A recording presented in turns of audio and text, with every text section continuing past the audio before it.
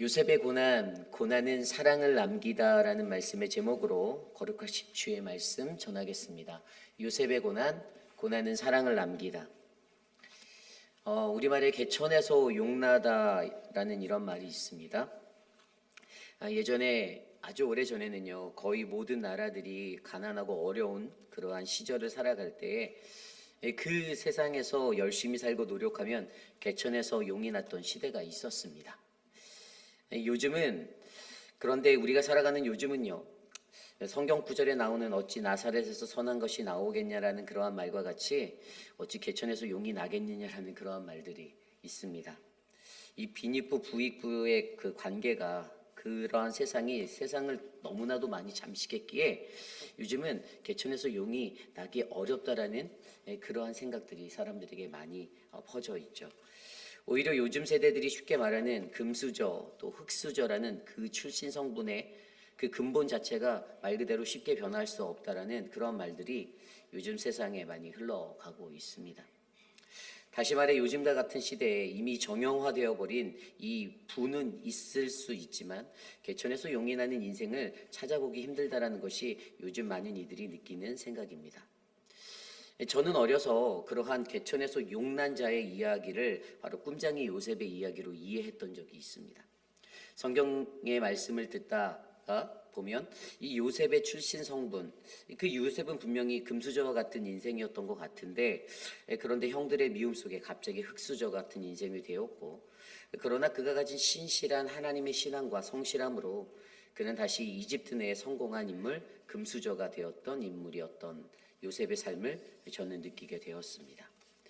삶의 태생은 분명 개천이 아니었지만 그의 인생 자체가 개천에 남겨진 인생과 같은 고난을 마주하였을 때, 그래서 그의 삶을 되돌아보면 아무리 노력해도 헤어나올 수 없는 이 노예라는 종의 신분, 그리고 죄수로 감옥에 갇혀 머무는 그의 시간들이 제 눈에 보였습니다.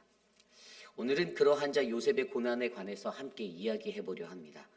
요셉이 자신의 삶에서 만난 이 고난의 이야기, 그래서 오늘 우리는 그 이야기 속에서 고난이 사랑이 되는, 이 고난이 사랑으로 승화되는 아름다운 고난의 법칙을 말씀으로 함께 깨달아 보고자 합니다. 우선 먼저 우리가 잘 알고 있는 요셉의 고난을 살펴보려 합니다. 그의 삶에 가장 먼저 찾아온 고난은요, 바로 창세기 37장에 나오는 형들에게 미움을 받아 죽음을 넘기고 미디안 상인에게 팔려가는 이야기였습니다. 요셉은 사랑받았던 자, 꿈꾸는 자였습니다. 느지막한 나이에 아버지 야곱에게 주어진 막내 아들, 그가 받은 사랑은 다른 형제들보다 더욱더 남달랐습니다. 아버지 야곱은 그를 매우 사랑하였고요, 그를 위한 그 사랑을 성경은 채색옷을 지어 그에게 입혔다라고 기록하고 있습니다. 그리고 꿈을 꾸는 그것을 풀어내는 매우 특별한 은사적 능력을 가진 아이가 바로 요셉이었죠. 하루는 잠에서 그가 꿈을 꿉니다. 곡식단을 묶을 때 자신의 단이 번쩍 일어나더니 아버지와 다른 형제들의 단이 자신의 단을 둘러싸고 자신의 단에게 절하는 꿈을 꾸게 되었죠. 그리고 그는 그것을 아버지와 형들에게 말하였습니다. 물론 그것에 관한 결과는요, 성경은 창세기 37장 11절에 그 결과를 이렇게 전합니다. 그의 형들이 시기하되 그의 아버지는 그 말을 간직해 두었더라. 아멘.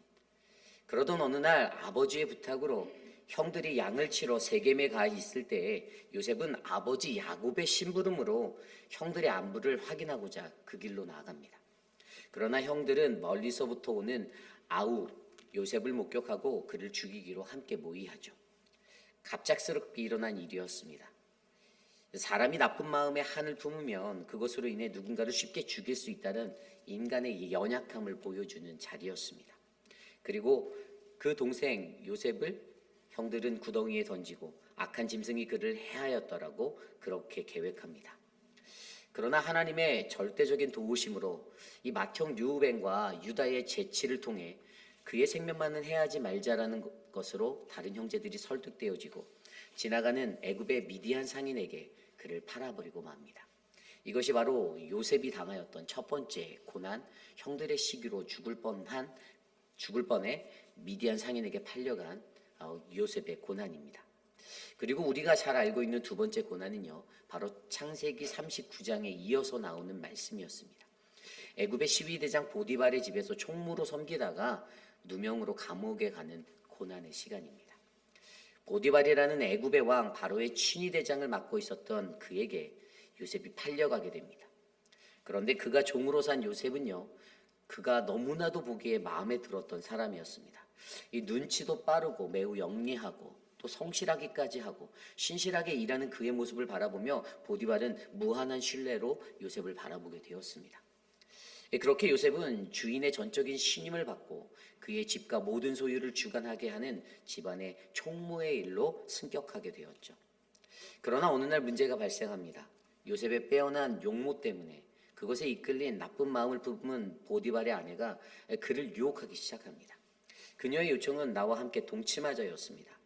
그러나 요셉은 단호히 그것을 거절하였고 날마다 계속되는 그녀의 유혹 속에서도 요셉은 자신이 가진 그 믿음의 신앙, 하나님의 신앙을 바탕으로 그것들을 듣지도 않고 동침하지도 않고 함께 있지도 않았다라고 성경은 기록하고 있습니다. 원래 죄의 자리에서 무조건 피하는 것이 신앙인에게 맞기 때문입니다. 그런데 어느 날 갑작스럽게 그녀의 강압적인 행동에 인하여서 그가 겁탈을 당할 뻔한 위기에 처하게 되고요. 그는 허겁지겁 도망하게 되는데 그때 요셉의 옷이 그녀의 손에 쥐어지게 되는 그러한 불행한 일이 발생하게 됩니다. 그리고 그녀가 그것을 이용하여 집안에 있었던 사람들을 모두 불러 요셉이 자신을 겁탈하려 하였다라고 누명을 씌우고 그는 옥에 가게 됩니다. 그리고 그곳에서 그는 무려 13년의 시간을 옥살이로 보내게 되죠.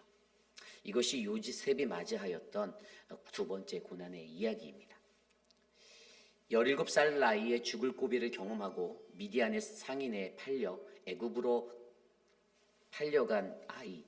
그러나 좋은 주인을 만나 무언가 다시 한번 삶이 풀리는 듯 했던 그러한 기회를 맞이하였는데 다시금 그에게 고난이 찾아와 그에게 13년간의 옥살이가 펼쳐지게 되었습니다. 그렇습니다. 저와 여러분 우리의 삶에도 이러한 고난이 흘러갈 수가 있습니다. 누군가의 시기와 질투로 또는 누군가의 음모로 또는 누군가의 유혹으로 억울하게 받게 된 그 고난의 자리가 있을 것입니다. 그러나 오늘 이 시대를 살아가는 저와 여러분 우리 그리스도인에게 우리는 어떠한 모습으로 이 요셉의 고난을 바라보고 적용하며 이 고난을 아름다운 고난으로 승격화시킬 수 있을까, 승화시킬 수 있을까? 저와 여러분들이 함께 고민해 보려 합니다. 오늘 우리는 우리가 주시는 이 말씀 안에서 함께 귀한 그 교훈의 말씀을 묵상해 보기 원합니다. 오늘 첫 번째로 고난으로 사랑을 전하다. 오늘 우리가 이 말씀으로 얻을 수 있는 교훈은요, 바로 우리는 고난 속에서 여호와가 우리에게 놓으시는 도우심이 있음을 알아야 한다는 것입니다. 우리는 고난으로 사랑을 전하다. 우리는 고난 속에 여호와가 우리에게 놓으시는 도우심이 있음을 알아야 합니다. 저는 이것을 다른 말로 신의 한 수라고 표현합니다. 신의 한 수. 하나님은 고난 중에 사랑을 전하는 자로 그 고난을 당한 그 사람을 세우기 위해 그에게 귀한 가르침을 전하여 주시는데 그것이 바로 하나님의 도우심, 신의 한 수입니다. 좀 더 풀어 말하면 어떠한 상황과 환경을 깨뜨려버리는, 전복시켜버리는 전화위복의 원포인트를 말하는 것입니다. 오늘 우리가 읽지 않은 창세기 본문 39장 2절 3절입니다. 여호와께서 요셉과 함께 하심으로 그가 형통한 자가 되어 그의 주인 애굽 사람의 집에 있으니 그의 주인이 여호와께서 그와 함께 하심을 보며 또 여호와께서 그의 범사에 형통하게 하심을 보았더라. 아멘. 요셉이 노예로 팔려가 바로 바로의 신하 친위 대장을 맡고 있던 그 보디발 그에게 팔려가게 된 것, 그리고 그를 종으로 산 이야기 속에 하나님의 말씀이 좀 전에 제가 읽어드렸던 39장 2절 3절의 말씀입니다. 근데 여기서 무엇이 눈에 들어옵니까? 여호와께서 요셉과 함께 하심으로. 아멘. 여러분, 이것이 바로 요셉을 향한 하나님의 신의 한 수였습니다. 저와 여러분 우리에게도 여호와 하나님이 우리 모두와 함께 하시기를 간절히 기도합니다. 그리고 한 가지 더 주의 깊게 살펴보면 그의 주인이 바로 이 보디발이 여호와께서 그와 함께 하심을 보고 여호와께서 그의 범사에 형통하심을 보았더라라고 기록하고 있습니다. 아멘. 하나님을 믿지 않던 자 보디발에게 이런 영안을 주심에도 감사하는 거죠. 우리도 고난을 당할 때 우리 주변에 이러한 영안이 있는 자들이 우리 주변에 만남의 축복으로 부어지기를 기도합니다. 그런 자들을 잘 만나고 그런 만남의 축복을 저와 여러분들이 간구하셔야 합니다. 여러분, 성도의 행복은 무엇입니까? 성도의 행복은요, 좋은 목사를 만나는 것이죠. 부목사의 행복은 무엇일까요? 좋은 담임 목사를 만나는 것입니다. 좋은 사람들을 만나는 것, 이것이 우리에게 축복이 돼요. 저에게도 좋은 성도, 좋은 부목사를 만나는 것이 축복입니다. 그렇다면 여러분들의 주변을 둘러보십시오. 여러분들의 주변에 있는 그 만남의 사람들은 어떻습니까? 바로 오늘 이 시간 이곳에 나와 함께 믿음으로 주님을 예배하는 우리 모두가, 이 믿음의 공동체 한 사람 한 사람이 바로 주님께서 신의 한 수로 예비해 놓으신 좋은 만남의 사람들이심을 믿으시길 바랍니다. 그래서 여러분, 노예로 팔려간 이 요셉이요, 그의 삶이 허망한 삶이 되지 않았던 이유는요, 바로 그곳에서 하나님께서 예비해 놓으신 귀한 만남의 사람이 있었기 때문입니다. 그래서 그 고난도, 그가 받았던 그 고난도 견딜 만한 것이 되었던 것이죠. 물론 그의 집에서 또 다른 두 번째 고난을 만나 어려움을 겪게 될 것이지만 아마 요셉은 하나님이 나와 함께 하심을 확신하고 또 분명히 그것들을 믿기에 앞으로 찾아올 어떤 상황도 이 모든 것도 나에겐 귀한 은혜다라고 느꼈을 것입니다. 여러분, 우리도 그러한 요셉의 신앙을 소유하시기를 부탁드립니다. 우리와 만나는 자들이 저와 여러분, 우리가 바로 하나님이 우리와 함께하는 사람임을 알아보고 영적 분별력의 모습으로 우리를 대하는 그러한 사람들을 만날 수 있도록 기도하시기를 바랍니다. 또 여러분이 일하시는 가게, 일터, 여러분들의 삶의 현장 곳곳마다 우리 모두가 만나게 되는 그 귀한 만남 속에 정말로 이러한 믿음과 신앙을 갖고 있는 귀한 만남들이 불길같이 일어나기를 기도합니다. 또 그분의 함께 하심으로 어떠한 고난도 내가 견딜 수 있다라는 이 믿음 안에서 바르게 서셔서 어떠한 고난이 찾아와도 하나님이 나를 도우시는 그분의 신의 한 수를 믿고 바라며 그 고난들을 이겨내시는 우리 모두가 되시기를 소망합니다. 요셉의 인생을 들여다보면 그의 삶의 결정적인 두 번째 신의 한 수가 계속되고 있는데요, 그것은 그가 감옥에 갇혔을 때의 이야기입니다. 창세기 40장, 애굽의 왕의 술 맡은 관원장과 떡 굽는 자가 왕에게 범죄하여 그 옥으로 들어오게 돼서 만나게 되는데요, 그리고 친위대장의 명령에 따라 요셉이 그들을 수종하게 되는 그 일을 하게 되었을 때 바로 일어났던 이야기입니다. 어느 날 요셉이 그 두 사람의 얼굴에 젖어 있는 그 근심의 모습을 발견하고 그들에게 물어 그들의 꿈의 이야기를 듣고 그것들을 풀어주게 되었습니다. 술 맡은 관원장의 꿈은 내 앞에 포도나무가 있는데 그 나무에 세 가지가 있고 싹이 나서 꽃도 피고 포도송이가 익었고 내 손에 바로의 잔이 있기에 내가 포도를 따서 그 즙을 내서 바로의 손에 드렸다라고 이야기를 듣죠. 그리고 그것에 대한 해석으로 요셉의 해석은 당신의 전직이 회복될 것이다, 다시 왕에게 돌아가서 그를 섬길 것이다 라고 말합니다. 반면에 떡 맡은 관원장의 꿈은 무엇입니까? 그의 꿈에 보니 흰떡 세 광주리가 그의 머리 위에 있었고 맨 윗광주리에 바로를 위하여 만든 각종 구운 음식들이 있는데 공중의 새들이 그의 머리에 와서 그 광주리의 그 위의 것들을 먹었다라고 말합니다. 그래서 요셉이 그 꿈을 듣고 풀어준 뿌리는요, 사흘 안에 당신이 나무에 매달리게 될 것이다 라고 그렇게 예언합니다. 그렇습니다. 그의 꿈의 뿌리대로 후에 술 맡은 관원장은 복직되고 떡 굽는 관원장은 3일 만에 나무에 매달리게 됩니다. 십자가 처형을 당한 것이죠. 그러나 그러한 엄청난 업적을 쌓았어도, 그 귀한 일들의 이적을 요셉이 펼쳤어도 희한하게 요셉의 삶에는 변화가 일어나지 않았습니다. 그는 여전히 애굽의 친위대장의 감옥에 머물고 있었고요. 오히려 그러한 성경 속의 이야기는 그의 삶의 진행을 이렇게 설명합니다. 창세기 40장 23절. 술 맡은 관원장이 요셉을 기억하지 못하고 그를 잊었더라. 아멘. 아무런 변화가 없었습니다. 무언가 특별한 변화가 일어날 만한 큰 일을 행하였음에도 불구하고 여전히 그는 감옥에 갇혀 있는 인생이 되었습니다. 그럼에도 불구하고 우리가 느낄 수 있는 한 가지는요, 변함없는 그러한 삶의 자리가 여전히 하나님의 도우심이 함께하는 자리로 이어지고 있다는 것입니다. 그래서 성경이 위대한 것입니다. 이 성경이 위대한 것은 그 이야기가 여기서 맞춰지지 않고 창세기 41장으로 나아가 그 이야기가 이렇게 이어진다라는 것이죠. 창세기 41장 1절에 이렇게 기록되어 있습니다. 만 2년 후에 바로가 꿈을 꾼즉 자기가 나일 강가에 서 있는데. 아멘. 40장에 나왔던 그 술 맡은 관원장의 이야기, 그가 석방됨을 알게 한 그 기적의 사건이 있었는데 다시 일상으로 돌아간 그 술 맡은 관원장은 그 일을 쉽게 잊어버렸습니다. 인간이 가진 연약함의 문제는 쉽게 잊는다라는 것, 이것이죠. 그러나 여기서 하나님의 도우심은 또 다른 신의 한 수는요, 바로 2년 뒤에 그 잊혀진 생각에 요셉이라는 그 존재를 술 맡은 관원장에게 떠올리게 하셨다라는 것입니다. 후에 만 2년 후에 바로 왕의 꿈을 그가 해석하게 되고요. 아무도 그 꿈을 풀지 못한 그 어려운 문제를 해석하게 되고, 그때 요셉은 바로 왕의 마음에 들어 바로 그 나라의 총리로서의 일을 감당할 수 있는 또 다른 기회를 얻게 되었습니다. 그런데 여기서 우리가 한 번 더 짚어보아야 할 것은 왜 2년일까라는 그 질문이에요. 왜 하필 2년일까? 여러분 그 고민을 한번 해보셨나요?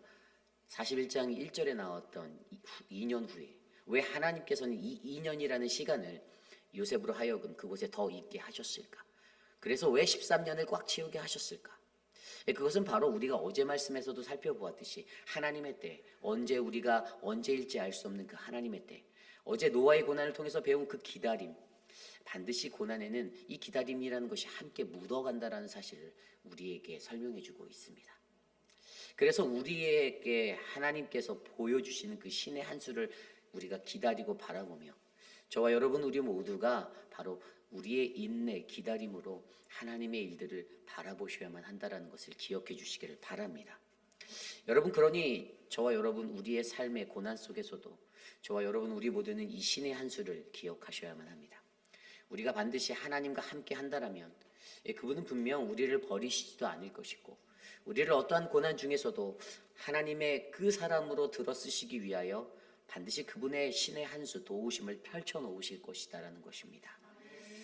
결국 요셉의 고난 속에 하나님께서는 일하셨습니다.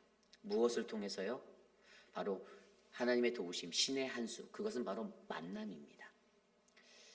요셉이 만났던 그 만남들, 술 맡은 관원장을 만나고 또 요셉이 만났던 그 만남, 보디발을 만났던 만남들을 통해서 우리의 삶에서도 하나님은 만남을 통해서 도와주시기를 원합니다.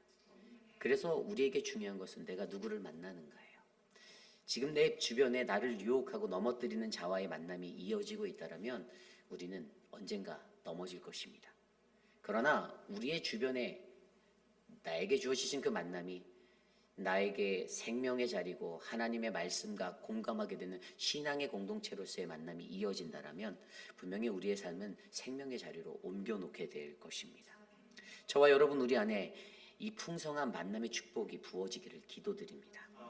이것이 오늘 말씀의 첫 번째, 고난으로 사랑을 전하다. 우리는 고난 속에 여호와가 우리에게 놓으시는 도우심이 있음을 알아야 합니다. 오늘 말씀의 두 번째, 고난으로 사랑을 전하다. 우리는 우리의 고난이 사랑으로 전해지기를 간구해야 합니다. 우리는 우리의 고난이 사랑으로 전해지기를 간구해야 합니다. 우리가 오늘 읽은 말씀 창세기 50장은요. 요셉의 이야기 중에 가장 큰 하이라이트의 장면입니다. 형들을 용서하는 장면이거든요. 그런데 오늘 말씀을 자세히 들여다보면 이 요셉의 형들은요. 요셉을 두려워하고 있습니다. 왜죠? 좀 전에 읽었던 15절 말씀입니다. 요셉의 형제들이 그의 아버지가 죽었음을 보고 말하되 요셉이 혹시 우리를 미워하여 우리가 그에게 행한 모든 악을 다 갚지나 아니할까 하고 요셉에게 말을 전하여 이르되 당신의 아버지가 돌아가시기 전에 명령하여 이르시기를 너희는 이같이 요셉에게 이르라 내 형들이 내게 악을 행하였을지라도 이제 바라건대 그들의 허물과 죄를 용서하라 하셨나니 당신 아버지의 하나님의 종들인 우리 죄를 이제 용서하소서 하매 요셉이 그들이 그에게 하는 말을 들을 때에 울었더라. 아멘. 이 형들이요. 그 당시 애굽에서 이 요셉을 만난 후에 형들이요.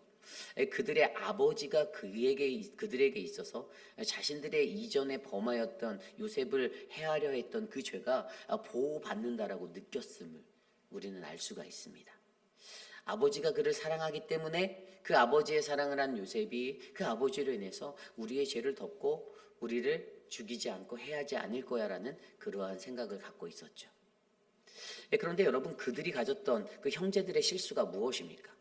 그것은 그들의 삶에 하나님의 보호하심이 아니라 사람의 보호하심을 기대하며 살고 있다는 것입니다. 그렇죠? 그러니 이러한 상황들이 그들에게는 너무나도 두려울 수밖에 없는 거예요. 아버지가 사라졌으니, 아버지가 돌아가셨으니 이제는 더 이상 그들을 보호할 자가 아버지 외에는 없었다라고 생각하고 있었던 것입니다. 그렇습니다. 우리 인간도 그렇잖아요. 이 아이들, 모성애라고 불리는 엄마와 아이들 관계를 보면 압니다. 우리 교회에도 우리 김준영 목사님의 아이 한주가 있죠. 사모님이나 아버지를 떠나지 않아요. 뭐 우리의 아이들도 자녀들도 그랬죠. 그냥 뭐 엄마만 없으면 뭐 하다가도 집중하다가 아무것도 모르다가 주변을 봤는데 엄마가 없다, 아빠가 없다. 그럼 이제 울고불고 난리가 납니다. 이 아버지와 어머니라는 이 부성애와 모성애를 의지하는 자녀의 습성. 그런데 오늘도 다 커 있는 이 요셉의 형제들에게도 여전히 아버지는 그러한 존재였어요.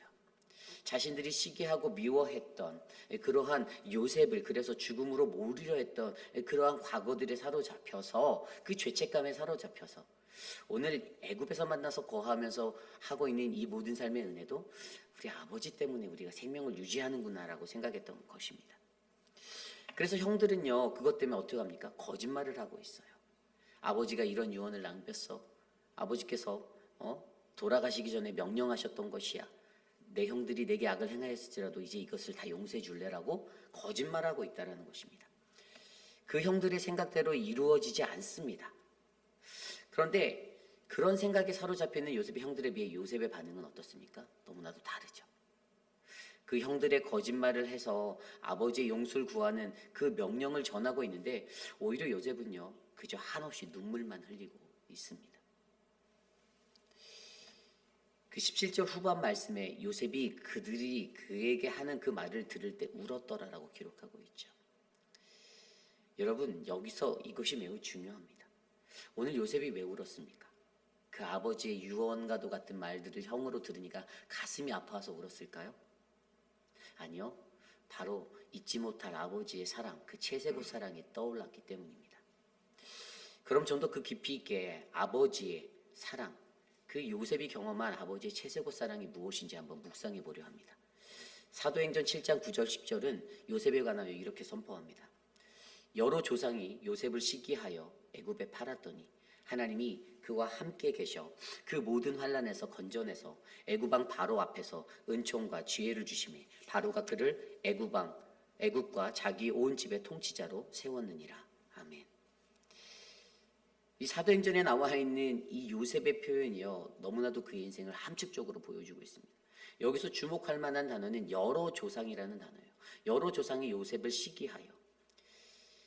여러분, 우리가 잘 아시죠? 이스라엘의 12지파가 어디서 나왔습니까? 바로 요셉의 형제들이에요. 이 야곱이라는 그의 허리에서부터 그 12자녀로부터 나왔어요. 그런데 여러분, 우리가 알고 있는 12지파에 무엇이 보이죠? 요셉 지파는 없습니다. 왜 요셉 지파가 없죠? 이 요셉 지파 대신에 그의 아들인 므낫세 지파와 에브라임 지파가 들어가 있어요. 요셉이라는 한 형제에게 하나님이 더블 축복을 베풀어 주신 거예요.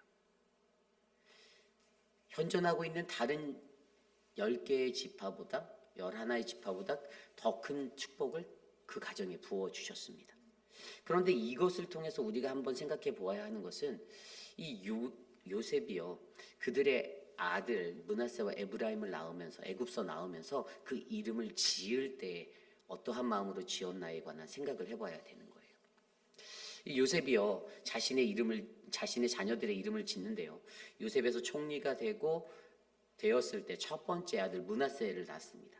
그리고 그 이름을 짓는데 그때 애굽의 7년의 흉년이 시작되고 두 아들을 얻어서 이름을 짓는데 므낫세의 이름의 뜻이 바로 이렇게 나옵니다. 하나님이 내게 내 모든 고난과 내 아버지의 모든 집 일을 잊어버리게 하셨다. 아멘. 이게 무슨 뜻이냐면요, 옛일을 잊어버리고 라는 의미예요. 자신이 고난당하였던 그 옛일들을 다 잊어버리는 거예요. 오늘 자신이 총리가 돼서 이 땅에서 다스리는 그것 가운데 여러분 히브리 사람들이 이름을 지을 때 그 이름 안에는요 자신의 생각하는 생각과 자신의 바램을 담아 놓습니다. 자신의 삶의 환경 가운데 지금 내게 부어준 이 은혜를 바라보며 그래 내가 예전에 당했던 모든 고난들을 내가 잊어버려야 돼. 그러면서 그 7년의 흉년이 지나면서 둘째 아들을 얻어요. 더 큰 번성이 있었죠. 모든 것들이 들어맞으니까 왕의 총애를 더 받습니다. 그리고 그 둘째 아들 에브라임의 이름이 어떠한 뜻이냐면요 바로 하나님이 나를 내가 수고한 땅에서 번성케 하셨다. 다른 말로 하면 바로 새로운 새 땅에서 승리하게 하셨다라는 의미를 갖게 합니다. 그 이름들을 통해서 무엇을 배웁니까? 바로 자신의 삶 가운데 바로 옛일을 잊어버리고 새 땅에서 수고하여 내가 열매를 거두는 삶을 살아가고 있다라고 요셉이 고백하게 되는 것입니다. 여러분 이러한 고백 가운데 우리는 무엇을 느낍니까? 이 이야기가 여기서 멈추면 우리가 이해가 안 되는데 이 이야기가 어디로 연결되냐면요 바로 창세기 41장에 7년 연속 풍년과 7년 연속 그 흉년이 이어질 때 그때 그의 탄탄대로가 열릴 때 48장으로 막 넘어가면서 야곱이 마지막으로 자신의 아들들을 축복하는 그러한 이야기가 나옵니다. 그때 에브라임과 므낫세의 위치를 바꿔서 형제의 순서를 바꿔서 손을 바꿔서 축복하게 됩니다. 능력의 오른손을 에브라임 동생의 머리에 얹고요. 그리고 왼손을 므낫세의 머리에 얹고 축복 기도를 하게 되는 것이죠. 그러면서 그가 그들에게 그 형제들에게 무엇을 가르치냐면 그 아버지가 야곱이 그들에게 이렇게 가르칩니다. 창세기 48장 후에 보면 애굽인으로 사는 것보다 아브라함의 자손으로 하나님의 이스라엘인으로 사는 것이 더 행복하다라고 가르쳐 줍니다. 그렇습니다. 그러한 아버지의 신앙을 배운 그의 마음 가운데 여지껏 자신을 사랑하고 나를 아끼고 어릴 적에 자신에게 채석옷을 입혀서 키워주셨던 아버지의 사랑이 흘러 들어갔습니다. 그래서 그에게 펼쳐졌던 모든 고난의 시간이 어떻게 해요? 바로 옛 땅의 일들은 잊어버리고 새 땅에서의 수고로 새롭게 번성하는 오늘의 축복으로 감사할 수 있는 자리가 되었던 것이죠. 그래서 그 사랑을 기억한 아버지의 사랑을 기억한 그것을 본받아 요셉도 어떻게 됩니까? 자신이 죽을 유언을 남길 때 내가 110세가 되면 내가 임종할 때 너희들이 출애굽할 일이 있으면 나의 시신도 해골도 같이 가지고 가져라고 유언을 남기는 것이죠. 사랑을 받은 자가 그 사랑을 아는 자가 진정한 사랑을 할 수 있는 것. 여러분 이것을 믿으십니까? 오늘 요셉은요 아버지의 사랑을 통해 배우게 된 그 사랑의 원리, 자신을 눈뜨게 한 그래서 하나님의 은혜를 바라보게 한 옛 고난은 잊어버리고 새 땅에서의 번영의 축복을 감당할 수 있는 그 감사의 은혜를 그는 사랑으로 흘려보내는 것입니다. 아버지 야곱으로부터 배운 사랑, 그 고귀한 사랑을 바로 이 땅에서 살아내고자 했던 것이죠. 요셉이 그 사랑을 받아서 다른 이에게 자신이 받은 그 사랑을 전할 수가 있는 사람이 되었던 것입니다. 그리고 더욱더 중요한 것은 그러한 사랑을 받은 사람들은 바로 받은 만큼의 사랑을 반드시 살아내야 한다는 것을 우리에게 알려주고 있습니다. 여러분 요셉이라는 이 한 사람을 통해서 오늘요 그가 전하는 사랑의 메시지가 마지막 말이 뭡니까? 19절에 나온 대로 두려워하지 마소서 내가 하나님을 대신하리이까? 아멘. 나는 하나님을 대신할 수 없다라는 거예요. 나는 신이 아니다라는 말이죠. 그 권한이 내게 없다라는 겁니다. 모든 이 사랑이라는 것에서요. 이 사랑의 용서는요. 바로 내가 아닌 하나님이 주체가 되어주시니 당신들이 지금 두려워하는 그 자리 두려워하지 말라라고 말해주는 것입니다. 그러면서 20절에 이렇게 말합니다. 20절 21절 당신들은 나를 해하려 하였으나 하나님은 그것을 선으로 바꾸사 오늘과 같이 많은 백성의 생명을 구원하게 하시려 하셨나니 아멘. 당신들은 두려워하지 마소서 내가 당신들과 당신의 자녀들을 기르리이다 하고 그들을 간곡한 말로 위로하였더라. 아멘. 고난을 통해 요셉은 아버지 야곱을 통해 이 사랑을 배웠습니다. 그리고 하나님만이 오직 하나님만이 이 사랑의 주권자 되심을 주체 되시는 분이심을 알게 되었습니다. 저와 여러분 우리의 삶 속에서도 이 깨달음이 일어나기를 소망합니다. 여러분 사실 사랑한다는 거 말은 쉬워도 정말 어려운 것이죠. 저도 정말 어렵다라고 느낍니다.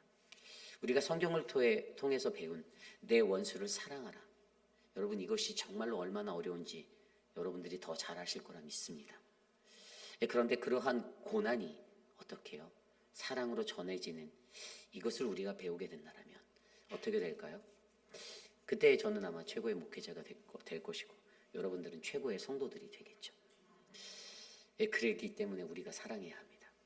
고난을 통해서 사랑을 배우고 하나님을 알고 그 사랑을 통해 고난으로 사랑을 전하는 저와 여러분 우리 모두가 되시기를 간절히 기도합니다. 오늘 말씀을 정리하기 원합니다. 고난은 사랑을 남기다. 우리는 사순절을 보내며 고난을 통해 성경 속에 나온 인물들의 그 고난의 자리들을 들여다보며 나아가고 있습니다. 어제는 노아의 삶을 통해 기다림에 대해서 배웠고요. 오늘은 요셉의 삶을 통해 바로 고난이 사랑으로 승화되는 그것을 우리는 바라보았습니다. 가장 어려운 이것들을 우리가 고난당하는 이 삶의 시간에서 행할 수만 있다라면 분명히 우리의 모든 삶이 더 평안해지고 우리 공동체가 더 아름다워질 텐데, 저와 여러분들에게 주님이 원하시는 그 일들이 저는 불길같이 일어나기를 간절히 축원합니다. 고난으로 사랑을 전하는 우리들이 되시기를 기도합니다. 주님이 나와 함께 하심을 믿고 그분의 신의 한 수, 나를 도우시는 하나님을 내가 믿고 살아가는 것, 고난이 사랑으로 전해지기를 간구하는 마음으로 아버지로부터 배운 고난, 우리 하나님 아버지로부터 배운 그 사랑 속의 고난 속의 사랑을 배워 우리가 세상을 사랑하고 이웃을 사랑하고 하나님을 사랑하는 믿음의 사람들, 저와 여러분 우리 모두가 되시기를 간절히 축원합니다. 오늘 주신 말씀을 놓고 함께 찬양합니다. 웬 말인가 날 위하여 주 돌아가셨나. 찬송가 143장 함께 찬송하겠습니다.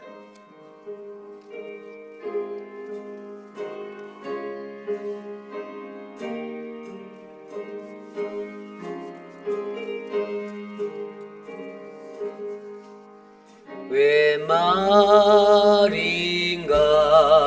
날 위하여 주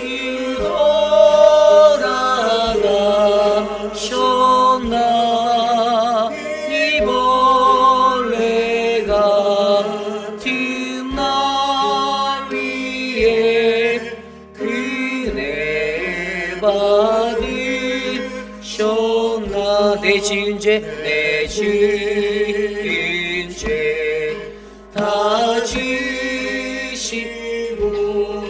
못 박히셨으니 웬일인가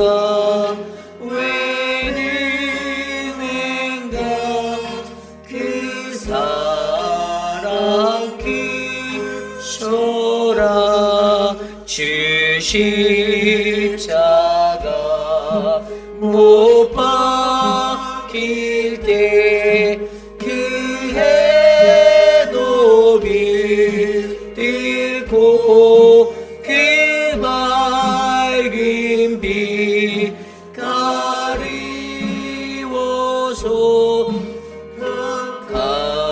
함께 되었네. 나 십자가 대할 때에 그리 고마워.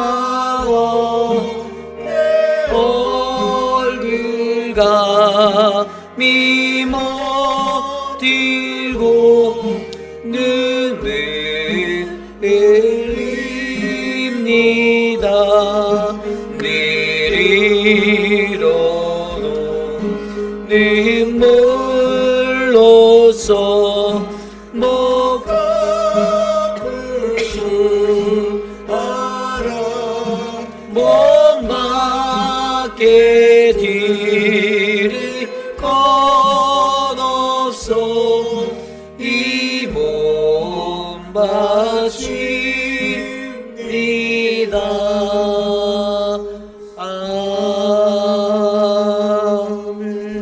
아멘. 우리 시간에 기도할 때 오늘 주신 말씀을 놓고 기도합니다. 주님은 우리를 위해서 웬일말인가 날 위하여 우리를 위해서 돌아가셨는데 우리는 사실 세상에 있는 그 한 사람조차도 사랑하지 못하고 살아갑니다. 우리에게 찾아온 고난을 통해 사랑을 배우는 은혜가 있기를 기도합니다. 하나님의 사랑을 바라보고 그 아버지 하나님의 사랑을 통해 내가 그 사랑을 전하겠다라는 그 하나님의 도우심 가운데 경험되어진 그 사랑을 가지고 주님의 사랑으로 더욱더 굳건히 서는 우리 모두가 되기를 기도합니다. 특별히 오늘 있을 우리 고난주간에 있을 특별히 우리 찾아가는 성찬식을 위해서 기도해 주십시오. 그 모든 예식 가운데 오늘 네 가정을 찾아가는데요. 그분들의 삶 가운데 성찬식 안에서 주님의 평화를 누리도록 함께 기도해 주시기를 부탁드립니다. 이 시간 함께 기도합니다. 하나님, 오늘 예배 가운데 함께 하셔서 우리에게 주신 말씀, 고난은 사랑을 남기다. 하나님, 그 고난 가운데 처한 하나님의 은혜, 하나님 우리에게 말씀하신 그 은혜를 배우게 하시니 감사합니다. 사랑으로 살아가는 것, 사랑하며 살아가는 것, 주님의 은혜를 알아가는 것, 하나님 우리에게 고난을 통해 말씀하여 주시고 가르치신 그것들을 깨달아 하나님 세상 가운데 하나님 사랑을 전하는 믿음의 사람으로 우리 성도님들의 삶이 이루어지기를 간절히 소망합니다. 하나님 도와주시고 인도하여 주시고 하나님 함께하여 주시고 하나님 특별히 고난주간에 있을 하나님 모든 특별 예배 가운데 하나님의 은혜를 베푸시며 찾아가는 성찬식 하나님의 은혜로 인도하여 주시고 주의 복을 베풀어 주시고 하나님 함께하여 주시옵소서.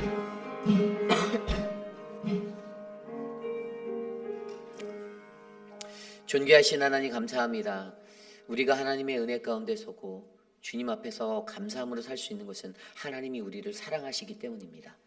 하나님이 날 사랑하신다는 것, 하나님 우리가 이것을 잊지 않고 내가 세상에서 마주하는 그 고난들을 하나님 이겨낼 수 있도록 주님의 은혜를 베푸시고 주의 사랑을 가르쳐 주시옵소서. 하나님이 끊임없이 나를 도우시는데 그 도우심 안에서 하나님의 사랑을 느끼며 내가 사랑을 전할 수 있는 자로 하나님 내 삶이 더욱더 성숙해지기를 간구합니다. 하나님 도와주시옵소서. 지금은 우리 그 주 예수 그리스도의 무한하신 은혜와 그 크신 하나님의 사랑하심과 성령 하나님의 감화감동 교통하심의 역사가 주님의 사랑을 경험하며 주님의 사랑을 깨달아 하나님의 신의 한 수 그 사랑 안에서 느끼는 그 감사함으로 주님 나도 사랑을 실천하며 살겠습니다. 그러한 자가 되게 하옵소서라고 간구하는 사랑하는 회빛 아닌 장로교회 성도님들, 오늘 이곳에 나와 주께 예배드린 믿음의 권속들 머리머리 위에 지금으로부터 영원토록 함께 하시기를 간절히 축원하옵나이다. 아멘.